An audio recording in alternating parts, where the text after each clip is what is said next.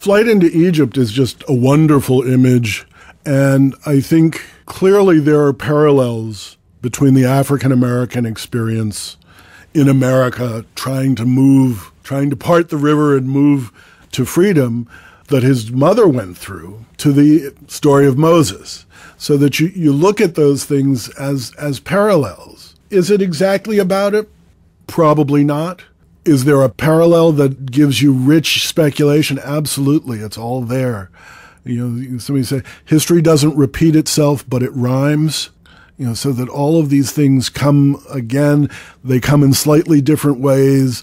They borrow from each other. But the basic thread of what you're telling is always going to come back to those things that are significant in your life.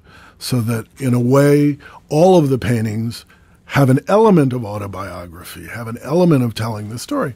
None of them are exactly the full story, but there's always the degree to which the story is enriched, the large story is enriched by your particular story.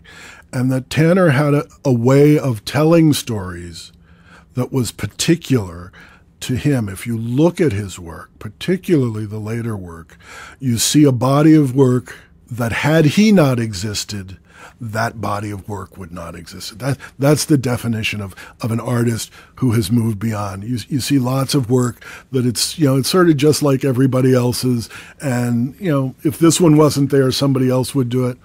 Tanner's work was particularly his. You can look across a room at one of those paintings that have the blue, and you know that it's his voice coming from 100 years ago, speaking his voice, his particular voice.